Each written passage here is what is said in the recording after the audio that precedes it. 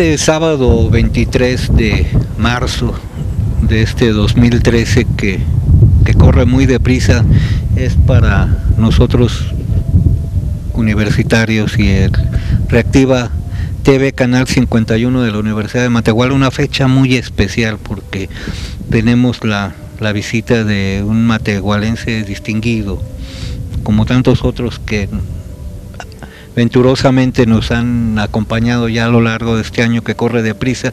Y vamos a platicar con Arturo Ortega Morán, quien aquí nos ha facultado con su libro último que se llama Cápsulas de Lengua y que nos va a permitir presentarlo. Claro, sí, con todo gusto. Bienvenido, maestro.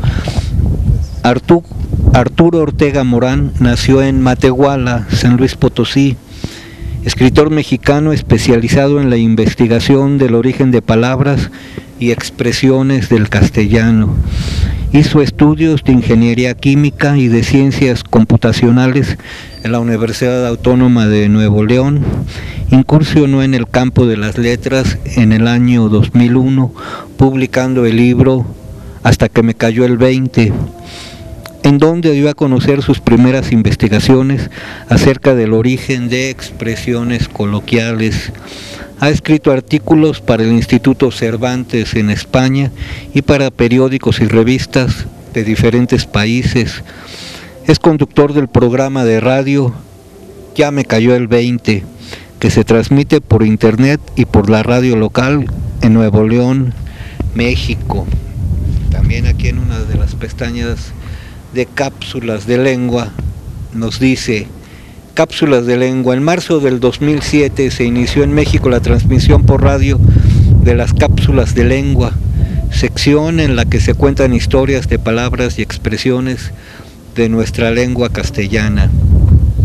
Cada martes en el noticiero Imagen de Pedro Ferriz de Con, en una divertida interacción entre Ferriz y Eduardo Harfuch, se lee y se comenta una de estas cápsulas de lengua. En estas páginas se guardan las más interesantes para que de ellas no se pierda la memoria, ¿verdad?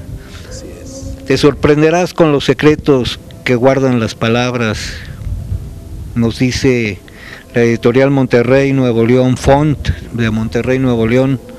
¿Por qué se dice meterse en camisa de 11 varas?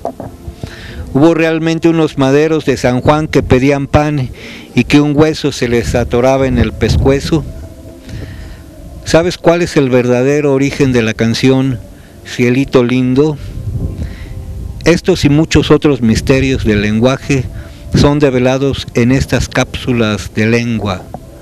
No te pierdas esta fascinante aventura en la que cada página te sorprenderá con algunos de los secretos que guardan las palabras.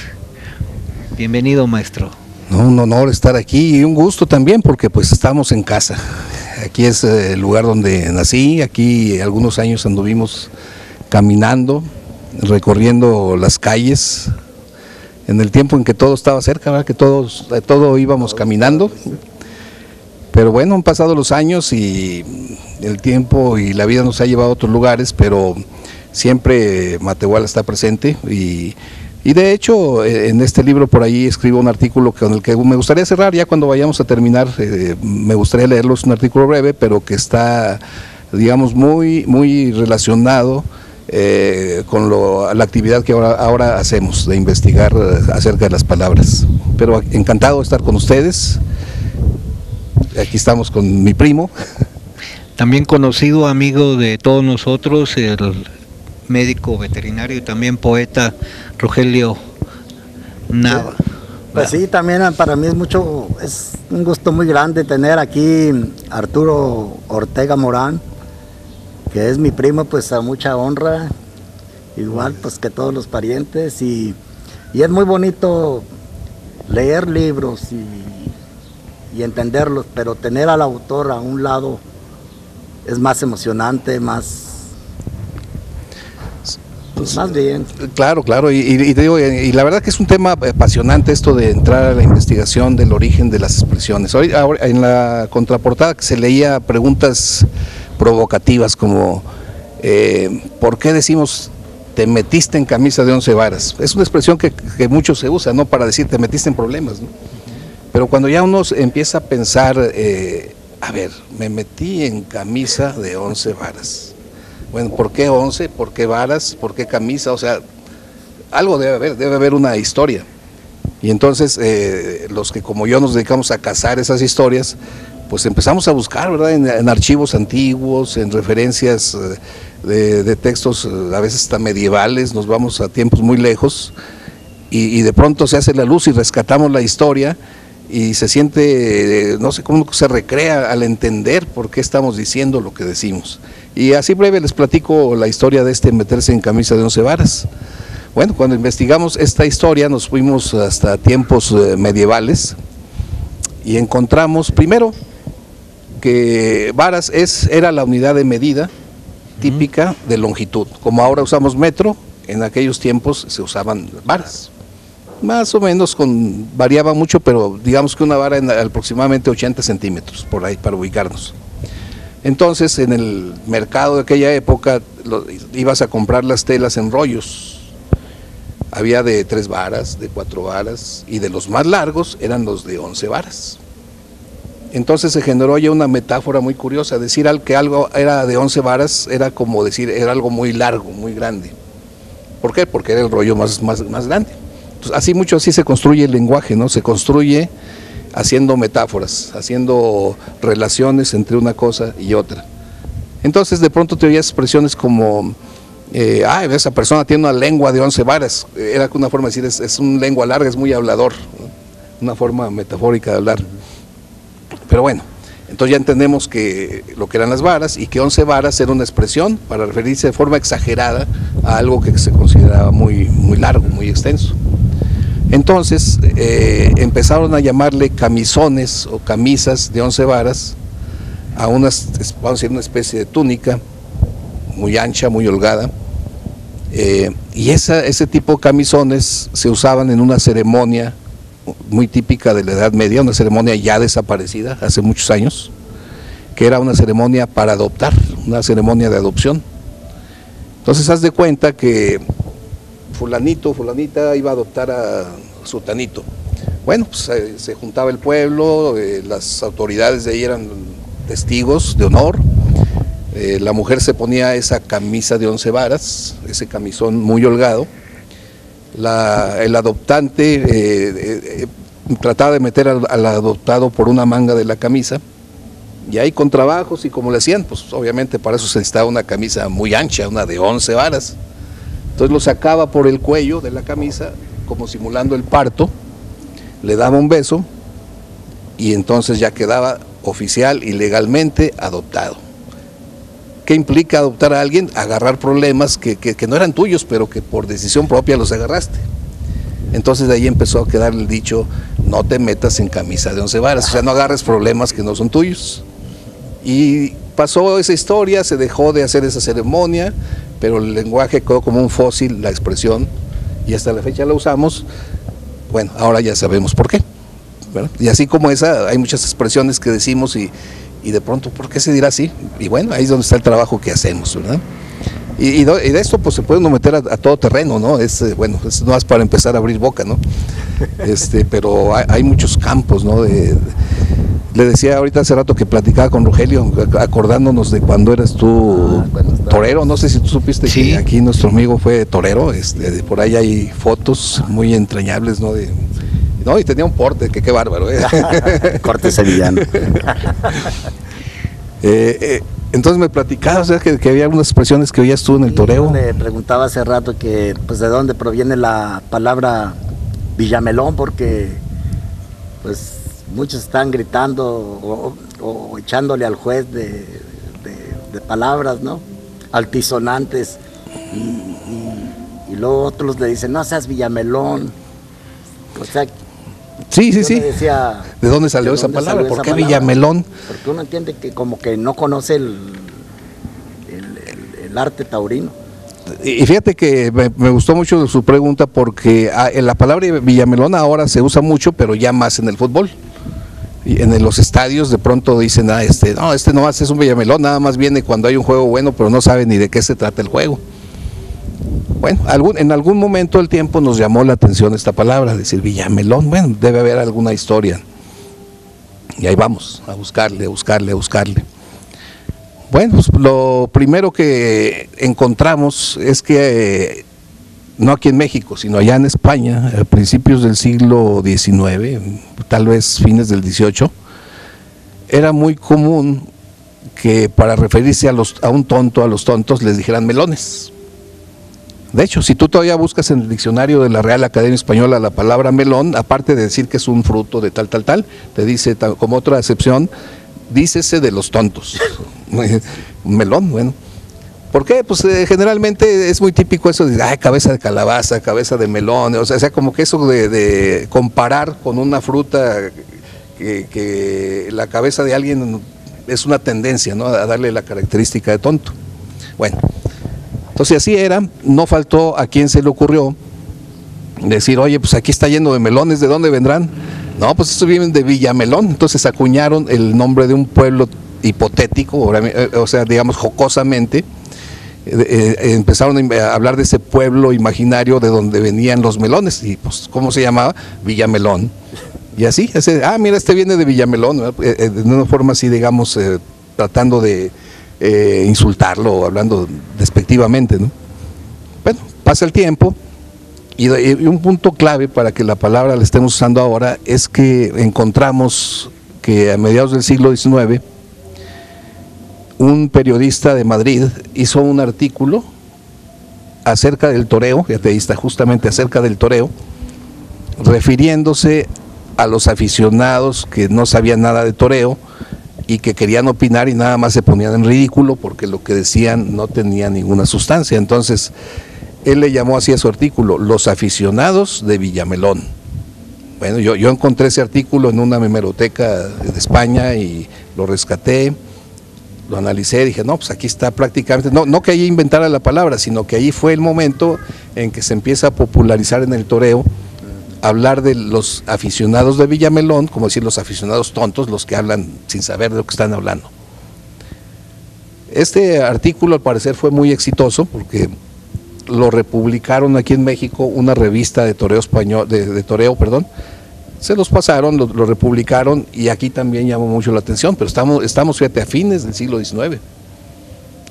Entonces, en España la palabra tuvo como una llamarada de petate, como decimos, y desapareció. Nadie jamás se volvió a acordar de ella. Ahorita ya nadie habla de eso. Pero aquí en México, como se recibió y con la misma, vamos a decir, emoción, aquí se siguió usando en el toreo. Entonces, ¿qué era? Pues una palabra heredada de España, por decirle melones a los tontos, que venían de Villamelón. Y aquí no desapareció. Ya del toreo pasó a otros deportes y ahorita está muy fuerte su uso en el fútbol. Maestro, y hablando de testas y astados, ¿de dónde vendrá esa palabra de cabeza de chorlito? Es que el chorlito es un pajarito, ¿verdad? Entonces aquí está la contraparte, ¿no? Si el chorlito es un pajarito cuya cabeza está muy pequeña, se caracteriza por eso, entonces tienes cabeza de chorlito, o sea, la cabeza chiquita que no te da para pensar, ¿verdad? Entonces es una comparación por el tamaño. Aquí el atributo es, si la cabeza está chiquita, por lo tanto no piensa bien, ¿verdad? Entonces esa es la relación. Sí, y siguiendo con el tema taurino, también nos encontramos otra palabra cuando torean juntos dos toreros agarrando la misma capa, que se dice, vamos a torear a la Limón, o está toreando sí. a la Limón. Sí, y que de hecho ya es una expresión que se usa en el lenguaje ya fuera del toreo, ya como en forma general, decir, hacer algo a la Limón es hacer algo juntos. Algo juntos, sí. Bueno, fíjate que está muy interesante la pregunta y muy interesante la historia porque esto nos va a llevar hasta la época de los griegos, pero no está corta la historia, pero está muy interesante, fíjate. Empezaríamos así. Hay una canción infantil que aquí en México se canta, a lo mejor no me voy a acordar muy bien de la música, pero es al ánimo, el puente se cayó y cosas así, al ánimo. Bueno, buscando ese cantito en tierras españolas, allá no dicen al ánimo, allá dicen al alimón, al alimón. Y es un juego donde el clásico víbora de la mar, haz de cuenta, donde se agarran dos personas, unas construyendo o simulando un puente, y la ristra de los demás participantes pasan por abajo. La víbora de la mar, como la conocemos nosotros. Pero este juego generó variantes y uno es ese, al ánimo. Pero en España decían al alimón y eso quedó, entonces las dos personas que se agarran juntas están al alimón, o sea, juntas, haciendo el puente por el que van a pasar los demás, en este caso el toro, ¿no? Entonces, digamos, hasta ahí podríamos dejar la historia y decir, mira, era un juego infantil, al alimón, que aquí dijimos al ánimo, eso nos dice cómo se va deformando las palabras en el viaje a través del tiempo. Entonces, pero ya cuando te haces la pregunta, bueno, ¿y por qué al alimón? Ok, está bien, ya fuimos a España, pero ¿por qué al alimón? Bueno, ahí te vas para atrás, encontrando en documentos antiguos que hacen referencia a este juego. Todo nos llevó a una palabra griega que es lipón. Lipón en griego significaba puente. Entonces ahí es donde encontramos la circunstancia que le dio el origen a ese juego, que tuvo variantes como la víbora de la mar y otros, que los niños de aquella época veían que los arrieros, los que venían con la carga, venían con una ristra de mulas, y de pronto llegaban a un pueblo, había un puente y había una persona ahí cobrando la cuota por pasar. En tiempo de los árabes le llamaron alfarijazgo a esa cuota. Bueno, entonces ahí encontramos que ese lipón original del juego era cruzar el puente. El puente pues era el que veían ellos y se simulaba con dos niños agarrándose de las manos.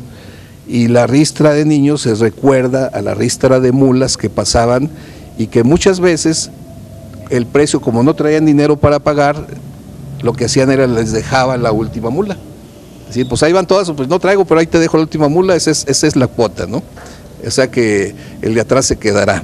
Entonces, ¿te fijas? Sí, entonces fíjate cómo en esa frase todo lo que se esconde una historia que fue que los niños veían a diario, lo convierten en juego. Al alipón, palabra griega, los griegos estuvieron en la península ibérica un buen tiempo, allí tenían sus asentamientos. De este juego griego se va deformando la palabra porque ya no tiene sentido para los que ya no hablan griego, ¿verdad? Ellos eran al alipón, pues al alimón, pues limón tiene más sentido que lipón, ¿verdad? Y luego al alimón, al ánimo, porque a nosotros no nos sonaba el alimón. Y entonces en esa secuencia, a través del tiempo, del espacio, de las ciudades, de los cambios, pues de pronto encuentras a dos toreros toreando al alimón. Eso se da mucho en España, sí. ¿Verdad? Exactamente. Y no se imagina uno la historia, la trascendencia de la palabra, ¿no? Yo realmente me imaginaba, dijo, ¿será porque el limón se parte en dos? Sí, pues por ahí empieza uno. Partes, ¿no? A veces así empieza uno y haciendo hipótesis, pero luego tienes que tratar de comprobarlas, ¿no? Y resulta de que es el método científico aplicado a esto, ¿verdad? De decir, propongo, supongo, investigo, y si de pronto encuentro algo que lo contradiga, pues esto ya no, desechado. Y síguele buscando. Y hay historias que se dejan muy fácil, otras no tanto, y hay otras historias que siguen siendo misterios, ¿verdad? Porque pues no siempre hallamos respuestas para todo. Y ahí las tenemos, la listita de misterios por resolver, ¿verdad? Pues no cabe duda de que las tertulias que se dan alrededor de la palabra son deliciosas, alrededor de la sobremesa o a la orilla de una fogata. Y aquí estaba viendo en su libro, maestro, que también todo está muy relacionado. Han cambiado mucho los tiempos con los juegos de niños. Pues yo recuerdo cuando era niño que era muy común esta de los maderos de San Juan, piden pan, piden hueso, piden queso, ¿no? Piden queso, que se les atoren el pescuezo. ¿De dónde viene esta también, ironía? Pues mira, es que los juegos no son otra cosa más que, digamos, un reflejo de una realidad a veces ya desaparecida, ¿no? Los niños muchas veces se inspiran en lo que ven y lo tratan de imitar, pero luego la circunstancia desaparece, pero el juego queda y se va deformando porque lo que le dio sentido ya no existe. Entonces, en el caso de los maderos de San Juan, tendríamos que irnos a las épocas, otra vez vámonos a España, de allá nos llega mucho folclore, muchas tradiciones. Digamos, cuando el cristianismo, digamos, se invadió, vamos a decir, a toda Europa, se empezaron a hacer las famosas romerías. ¿Qué eran las romerías? Pues eran las peregrinaciones de los romeros. Se llaman romeros porque iban en principio de donde vivían a Roma, porque Roma era la capital del cristianismo. Entonces, ir a Roma era ser un romero, ahí se entiende muy bien la palabra, y por lo tanto ir de romería.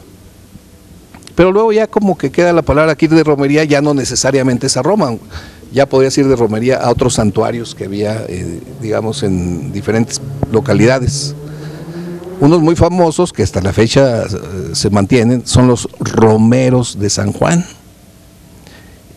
Ellos, pues digamos, veneran a este santo y en sus romerías, pues como todos los romeros, pues agarran camino y curiosamente aquí hay un detalle muy, muy importante porque la fiesta de San Juan, la iglesia la empalmó con una antigua, digamos, tradición pagana, así le vamos a llamar, que era el culto al sol, digamos, en el solsticio de verano. Haz de cuenta que ese momento las culturas celtas, antes del cristianismo, prendían grandes fogatas, que todavía lo hacen, pues como una especie de darle tributo al sol, de ayudarlo con la energía. Ellos se imaginaban que prendiéndole fogatitas pues iban a ayudarle a agarrar energía para lo que venía, que ya venía el declive del sol, iba a llegar al momento difícil del invierno. Entonces se generó ese detalle, vamos a decir, religioso, ¿no? Cuando el cristianismo dice, no, hay que eliminar este rito, entonces empalman la fiesta cristiana que es San Juan. Y entonces se hace el sincretismo, ¿verdad? Muchos enfocan su fe hacia San Juan, pero sin dejar las tradiciones paganas. Se siguen haciendo fogatas. Entonces estos romeros de San Juan, por el camino, iban aserrando árboles, aserrán, tumbaban los árboles para hacer sus fogatitas. Les daba hambre, entonces pedían pan, pedían queso por donde iban pasando. Y bueno, de que se les atoran el pescuezo ya no, a lo mejor no, ¿verdad? Pero vamos a decir que al menos el pan y el queso era lo típico que se comía por allá. A lo mejor de pronto en algunas versiones antiguas se hablaba de pedir vino también. Pero también volvemos a lo mismo, otra vez el oído, cuando la canción brinca a esas tierras que no nos hace mucho sentido, los romeros, alguien en vez de romeros confunde los romeros con los maderos que se aserraban, y esa confusión genera ese canto surrealista que a unos maderos se les atora el pan en el pescuezo. Pues ¿cómo? ¿Verdad? Como que no, ¿verdad? Entonces, pero bueno, ya cuando vas desentrañando la historia, te vas dando cuenta, porque y hay que siempre ir buscando esas confusiones del lenguaje que son muy, muy típicas. Las encontramos en muchas tradiciones, en muchas palabras, incluso usamos cómo por una confusión se genera una nueva palabra. Este es un buen ejemplo, ¿no? Pero ya ves que sí hay una historia detrás de eso, ¿no? Rogelio, don Arturo, la gran maestra de ballet, técnica rusa en México, tiene su academia de danza, le pone gitanjáfora.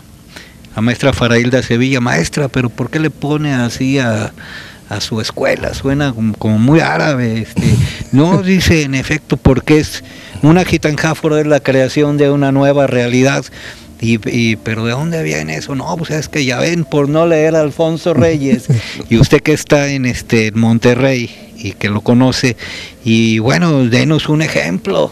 Y de Tin Marín de doping, güey, cucaramácaratito le fue. Yo no fui, fue Tete, pégale, que ella fue. Y resulta que eso es una gitanjáfora. Sí, esa fue una creación de Alfonso Reyes, en donde él buscó experimentar con crear textos con palabras que no existen, que él inventó, pero que tenían cierta resonancia, que se oían bonitas. O sea, una gitanjáfora no es una palabra al azar, sino es una palabra que tenga cierto ritmo, que se oiga bien al oído, aunque no signifique nada. Entonces, efectivamente, ese tipo de combinación de palabras que no significan nada, de un poema que él hizo, entre ese cúmulo de palabras que él inventó, una de ellas es la palabra gitanjáfora, y le gustó, dijo, mira, este nombre está bien para que sea el nombre de la palabra. Y desde entonces él acuñó ese término, que decir ¿Qué es una gitanjáfora? Eso que comentaste, ¿verdad? Que es una palabra que no tiene sentido, pero que se oye rítmicamente bien. Y que a veces puede ser composiciones con gitanjáforas. Bueno, qué bonito nombre para una academia, ¿no? Pues, a lo mejor bailando también se pueden hacer gitanjáforas, ahí sí no sé. Maestro, ¿y el origen de la palabra retroécano? Bueno, ese retro, esto nos vamos muchas veces por la raíz, ¿no? El retro es de algo que va y regresa, ¿no? El retroécano pues se usa mucho en textos, digamos, cuando son textos que a veces como que los dices al revés, en diferentes modalidades, ¿no? Como esa canción que era paloma negra, negra paloma, o sea que dice lo mismo pero volteando las palabras. Entonces con el retruécano es como contestarte invirtiendo el orden de las palabras.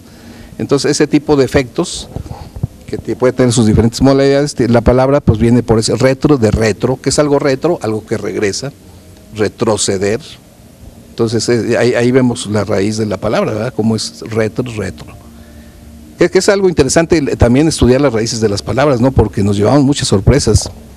Aquí, por ejemplo, les podría compartir, fíjate, cuando uno se pone, las palabras las tenemos donde quiera, ¿no? La palabra corazón, cuando nos ponemos a estudiar las partes del cuerpo.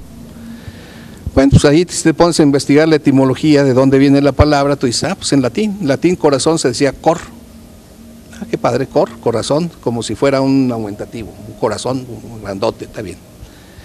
Pero si vas más atrás, te encuentras que en una lengua más antigua que el latín, una lengua todavía teórica, pero que ya está bastante bien documentada, le llaman ahora lengua indoeuropea, esa palabra cor era como la imitación del sonido cor. Entonces de ahí nace la palabra cor. En sánscrito, por ejemplo, cor significa saltar. En griego te vas a encontrar, no cor, te vas a encontrar card, entonces allá es cardio, pero se parece mucho, fíjate, de cor a car, pues no cambia mucho. Pero lo interesante está cuando empiezan a nacer palabras de esa raíz, como si fuera un arbolito, imagínate una semillita. Entonces tú de pronto vives una época en que la creencia, la ciencia hasta donde llegaba, pensaba que los sentimientos, que los recuerdos, que la memoria estaba en el corazón. Por eso estamos llenos de esas palabras, ¿no? Decir, te quiero con todo mi corazón. Pues el corazón no quiere, todo está en el cerebro, ¿no? Pero así decimos. O decimos, ya recordé. Fíjate, vamos a analizar la palabra quítale el cor, de. Ya traje al corazón, recordé. ¿Por qué? Porque se pensaba que la memoria estaba aquí. Y de ahí vienen palabras como un récord, que es un récord mundial, algo para recordarse. O si queremos estar en armonía podemos estar, digamos, en acuerdo. Ese cor se convierte en cuer, o en concordia. Fíjate, sigan esa expresión cor, car, con sus variantes. O si estamos mal, estamos en discordia. O si estamos muy armoniosamente, musicalmente hablando, entonces tocas un acorde. Fíjate como la palabra acorde te da la misma idea de corazones que están bien, que están en armonía. Y bueno, si haces algo si eres muy valiente, si tienes mucho corazón, entonces tienes mucho coraje. Ahí está el coro otra vez, coraje. Entonces, coraje, ahí se va uno como descubriendo, ¿no? A medida que vas buscando en una raíz, como un árbol, empiezan a brotar las palabras y les empiezas a hallar el sentido de cómo nacieron. O sea, nacieron por creencias, por relaciones. Y bueno, pues aquí ya las expresiones, otras ya que muy conocidas, ¿no? Cuando te refieres a algo de cariñoso, pues le dices al corazón, a la pareja, ¿no? Ay, corazón, ven para acá. Corazón de melón, amorcito corazón, en fin. Y así de cada raíz puedes armar un árbol, ¿no? A veces más frondoso, a veces menos, pero siempre hay algo interesante. Y eso es a lo que yo le llamo el viaje de las palabras. Sí, pues esta es una plática muy interesante y muy cordial. Muy cordial, claro que sí, ¿verdad? Estamos de acuerdo. Arturo, ¿de dónde le viene este amor, esta pasión por por la palabra, por las etimologías, el origen? Pues mira, es algo difícil de saber el momento exacto, pero a mí de siempre el lenguaje me ha llamado la atención. O sea, es más, yo me acuerdo desde niño, aunque yo estudié ingeniería, se me daban bien las matemáticas, pues realmente el lenguaje lo agarré en serio ya hasta que entró este milenio. En el año 2000 fue cuando empecé ya a escribir sobre el lenguaje. Pero ya había tenido inquietudes, ya había intentado hacer poemas, escritos, pero muy acá para mí, ¿verdad? O sea, nada así que quisiera que los demás se enteraran. Y en particular, fíjate que yo escribo allí una anécdota, si me permites, me gustaría leerla, porque está relacionada aquí con el pueblo, está relacionada con mi tío Manuel, papá aquí de Rogelio, y que en cierta manera, me acuerdo que ahí es donde yo siento que ya tenía yo interés por las palabras. Fíjate, le titulé a este pequeño texto, ¿qué será que en todo está? Si me permiten lo leo, no está muy largo. Dice, en aquellos años, Matehuala era un pueblo en el que se podía ir a cualquier parte caminando, porque todo estaba cerca. En las visitas frecuentes a los abuelos, caminar por la calle Hidalgo era parte del paseo obligado. Ahí estaba la vulcanizadora Nava, que pertenecía a mi tío Manuel, y que cuando se daba la ocasión, siempre amable, respondía a mis saludos. En una rara ocasión, al pasar por ahí, encontré que mi tío y sus empleados hacían un receso en el trabajo y en animada conversación se batían en un duelo de adivinanzas. Y aún recuerdo con claridad al tío diciendo, esta no me la van a adivinar, ahí les va. ¿Qué será que en todo está? Pues dicho y hecho, nadie daba pie con bola.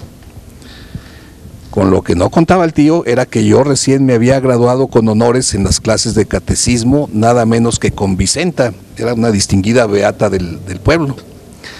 Así que de metiche me apresuré a contestar, pues Dios, porque Dios está en el cielo, en la tierra y en todo lugar, bien macheteadito, ¿eh?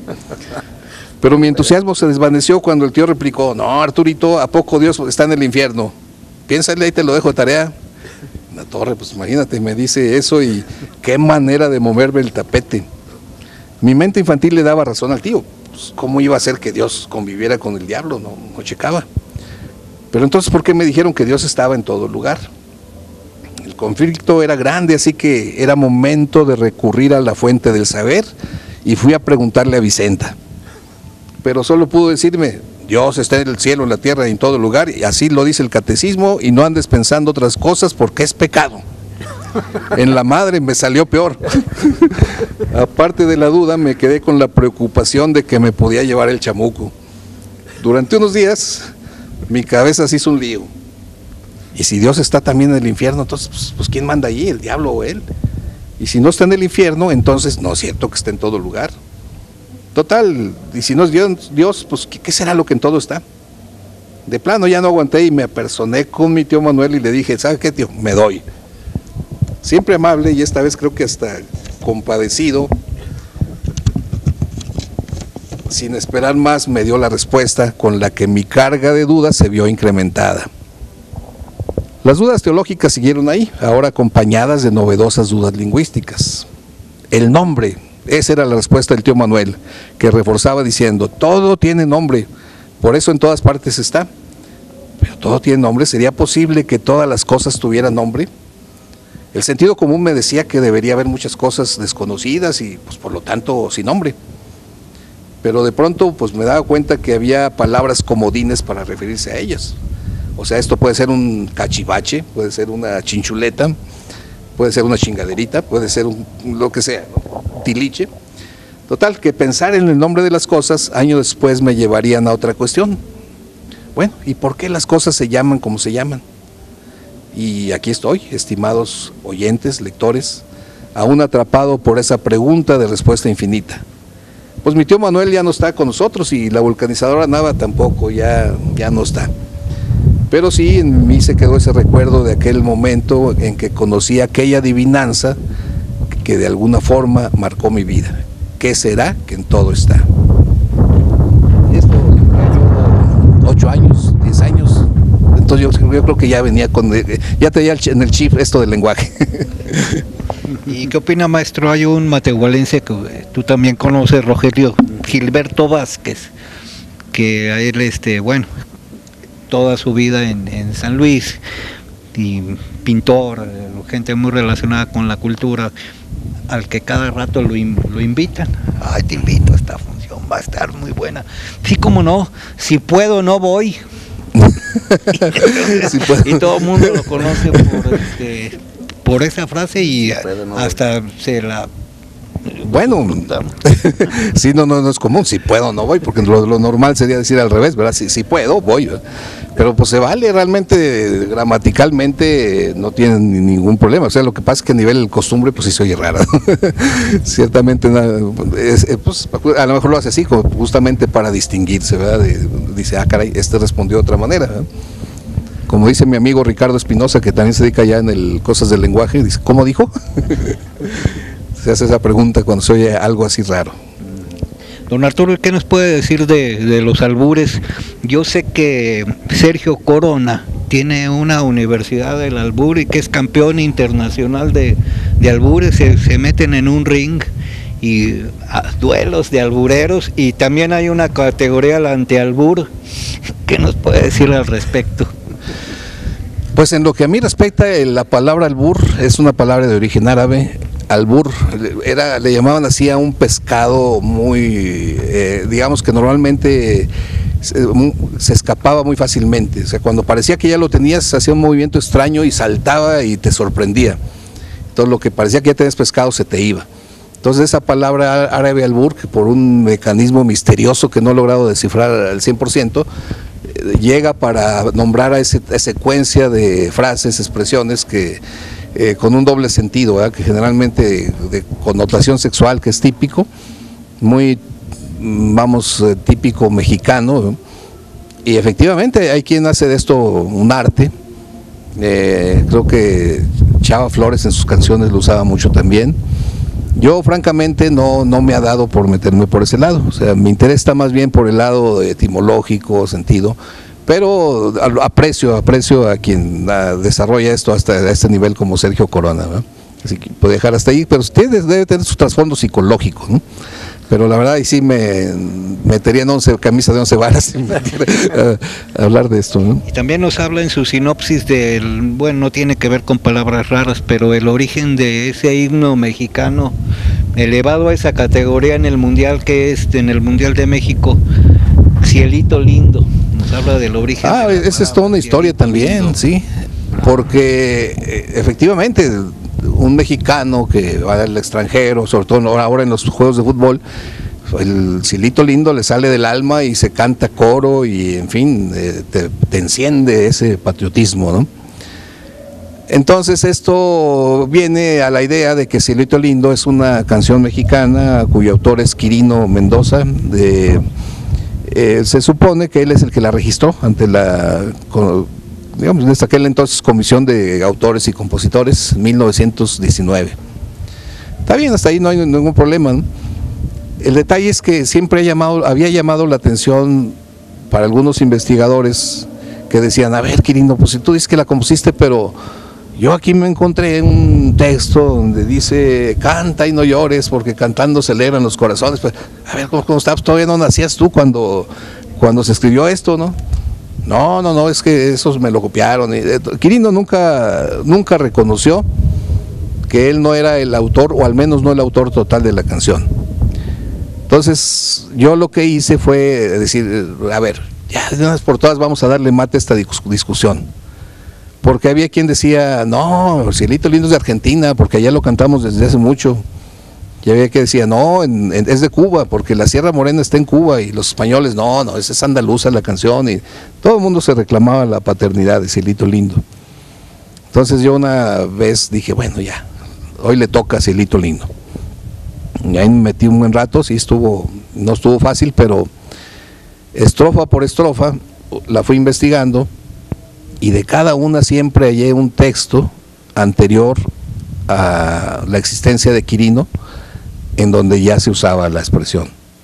Entonces yo lo que demuestro con hechos, con referencias, te doy la fecha, el libro, todo, pues te doy la idea de que la letra realmente ya existía. O sea, digamos, Yo lo que en todo caso le puedo dar ahí un poquito de duda a Quirino es que él quizás haya puesto algo de la música, porque la misma canción Cielito Lindo la encuentras en regiones veracruzanas con otros ritmos, ¿no?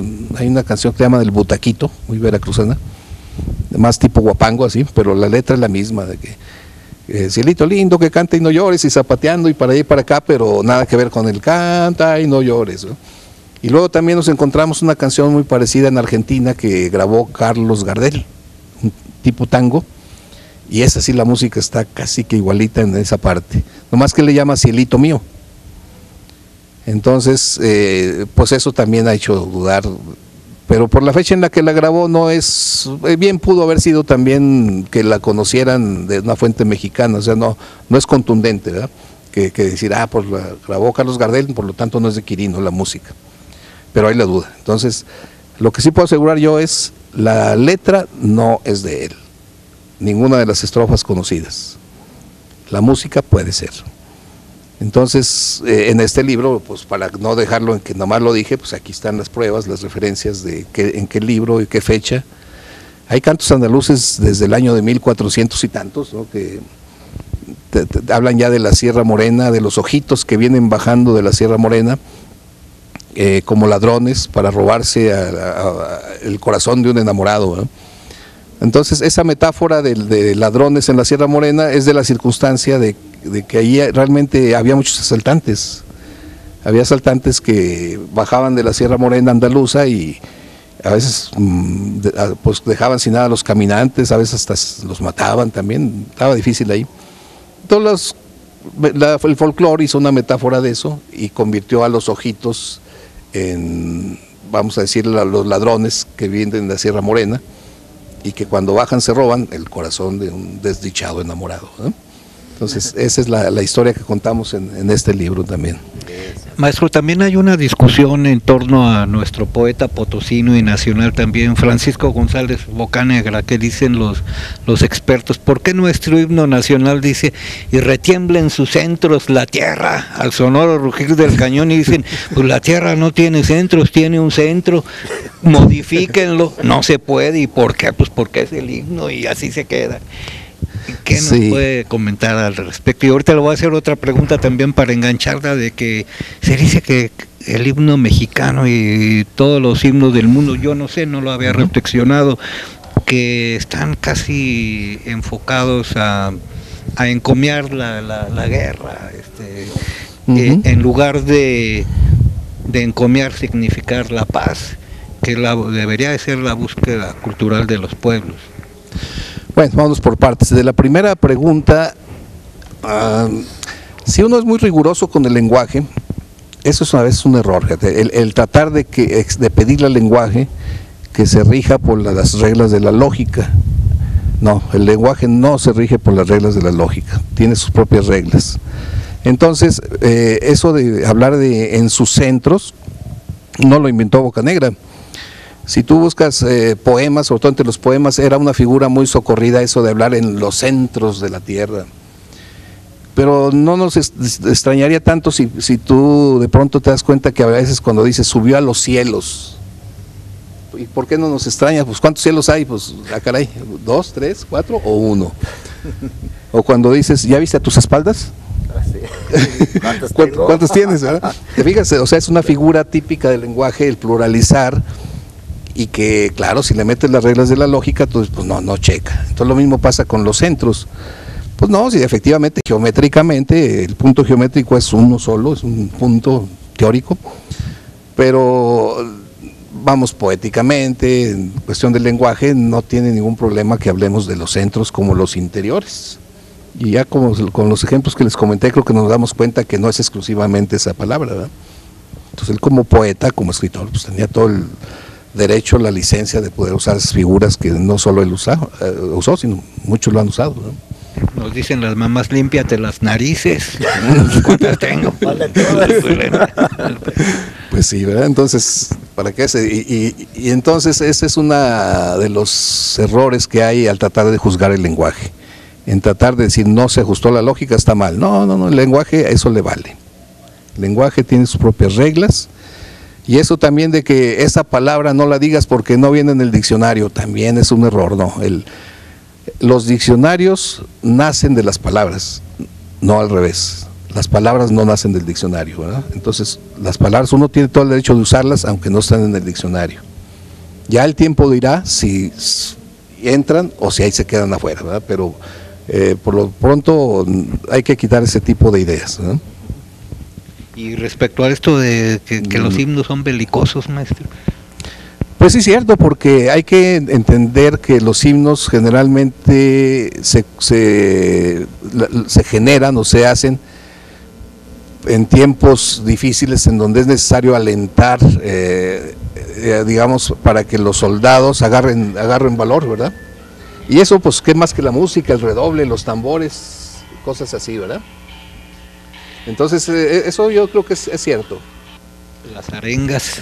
Sí, es cierto eso de que estén muy relacionados con lo bélico. Yo no conozco himno que no esté relacionado con algo bélico.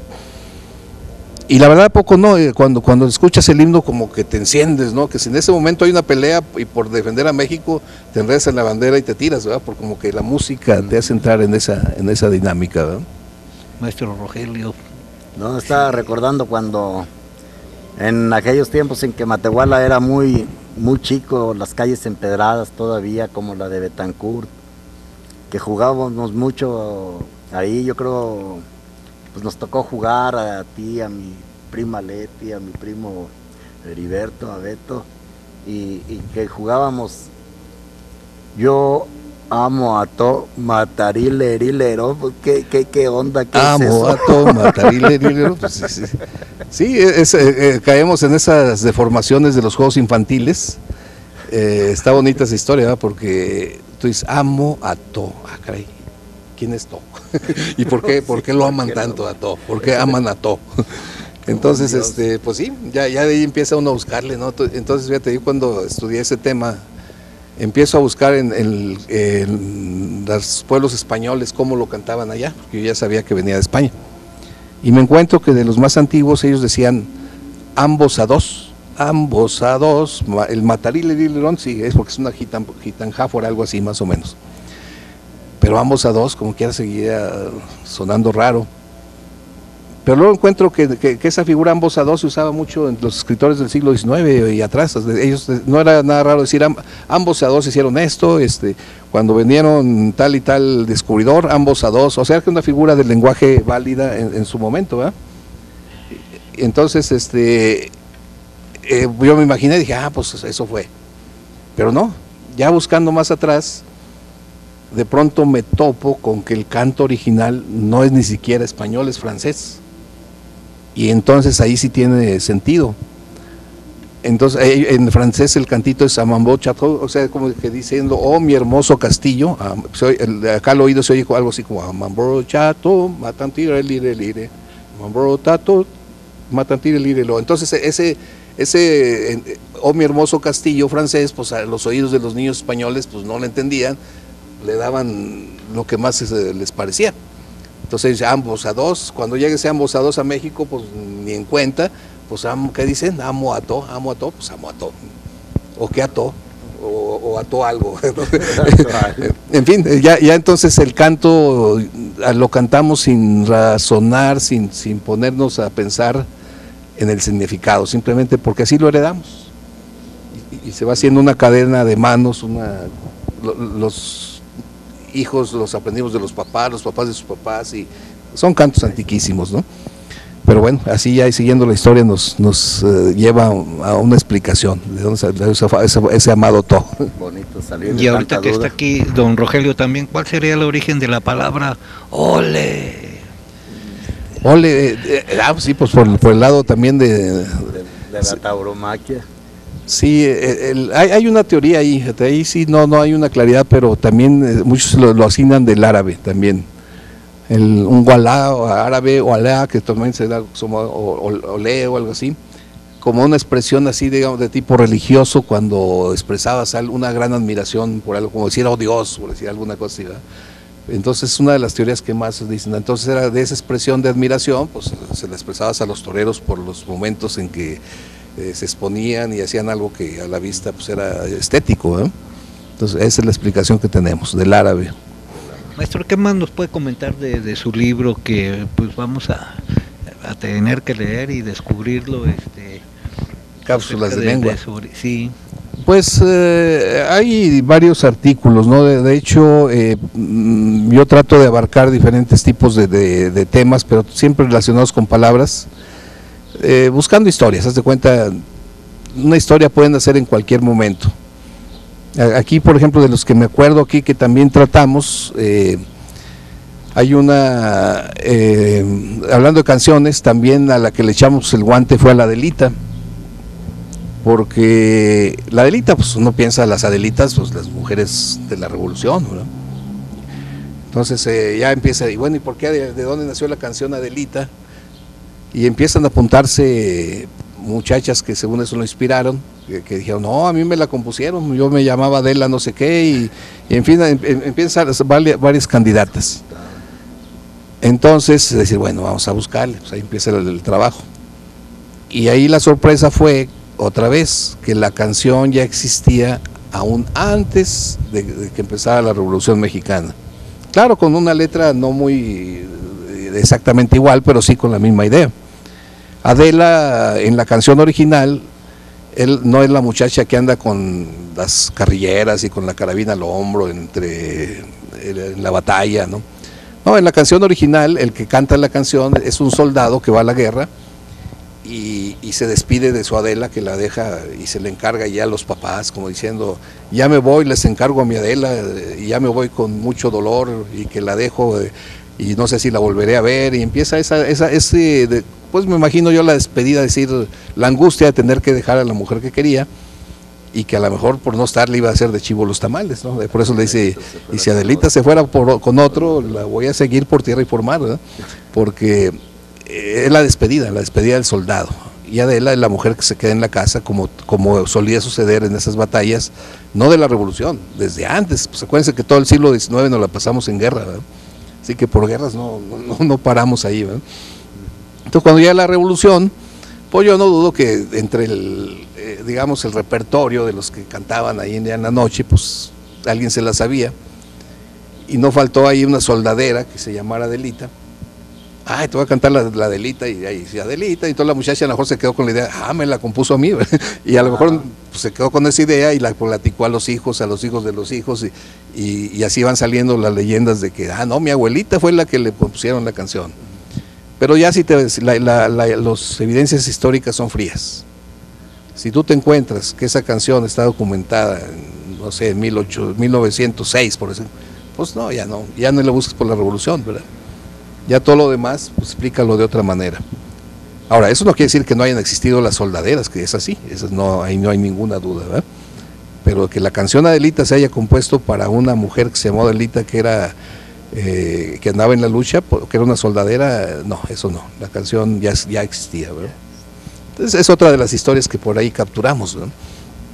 Pero hay muchas. Una charla en familia, nos está acompañando familiares de don Arturo, de Rogelio, comentando estas cápsulas de lengua, y nos decía Rogelio también pues qué interesante, aparte de que si usted estudió ingeniería química, que haya por investigación y métodos propios profundizados sobre nuestro idioma y algo así relacionado con la academia, ¿verdad? Usted tiene una relación con la... Sí, pues poco a poco nos hemos ido relacionando ahí con personas. A mí bueno, cuando empecé, aquí está mi esposa, ella les dirá, pues yo empecé en la casa solo, en un rincón, haciendo las primeras investigaciones, las hacía para mí, las coleccionaba y luego se las comentaba a todos, pues todos, que es loco de las historias de palabras, ¿verdad? Pero era algo así muy personal.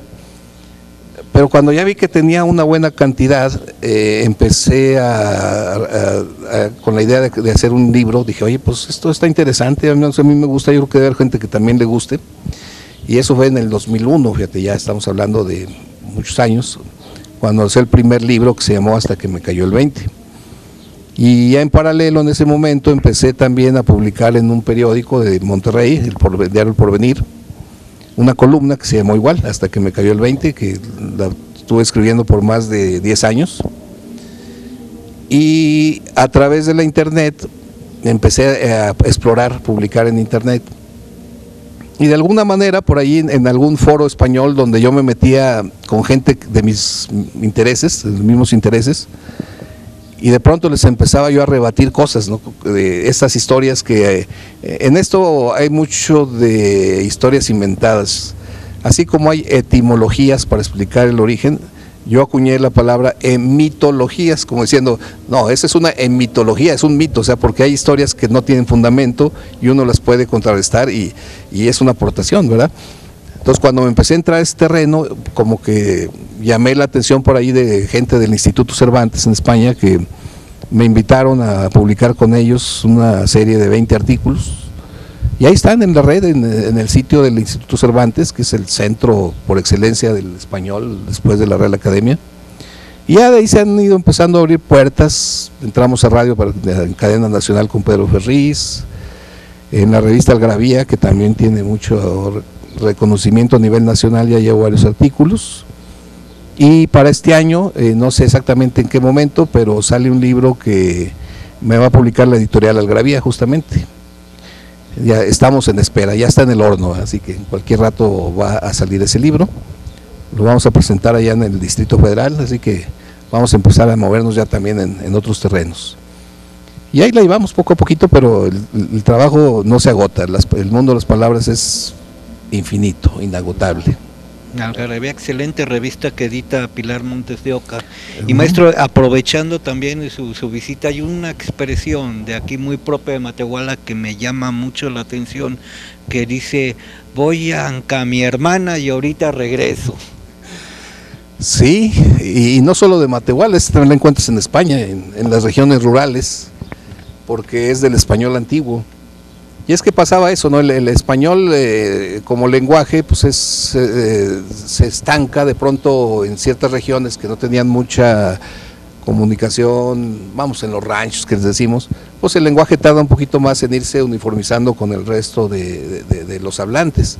Entonces sobreviven figuras como ese Anca, que no es más que una abreviación de a la casa de. Yo me acordaba también de aquí, también escuchaba mucho el case, no sé si todavía se oiga aquí, pero me acuerdo yo todavía sí encontraba no, pues voy allá, case mi hermana, que si te fijas bien es otra contracción, voy a casa de mi hermana, case, también de español antiguo. Ya pues en las ciudades es raro escuchar esa figura. El vide, a mí todavía me tocó mucho oírlo ahí en la tienda de mi abuelo, que llegaban los rancheros que usaban muchas expresiones que a mí se me veían muy raros, ¿no? No, yo vi de Ancina. Yo decía, ay, qué feo habla. No, no están hablando feo, simplemente están hablando el español que tardó un poquito más en evolucionar.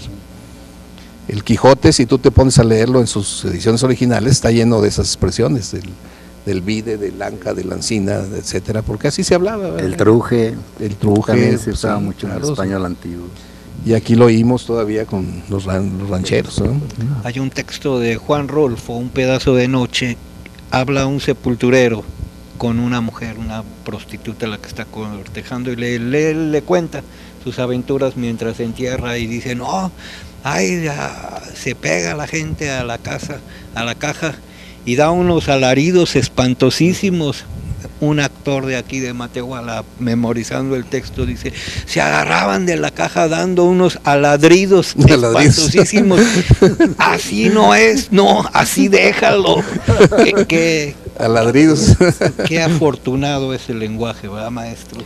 No, está lleno de sorpresas y ese tipo de figuras también que en el diccionario les llaman dislates lingüísticos, que es el confundir una palabra por otra, que también más técnicamente a veces les llaman ultracorrecciones.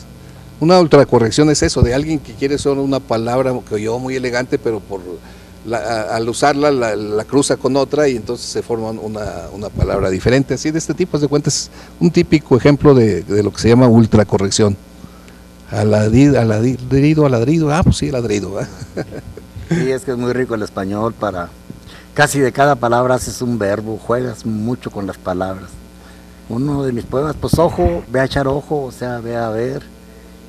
Y yo en uno de mis poemas dijo, sin importar la ojeada de medio mundo, La ojeada. Pues, nos dimos jugando. la oportunidad de una caricia así de todos los fisgones, pero no de hoja, de ojos, sí. De ojos, sí, claro. Ojía, está muy bien eso.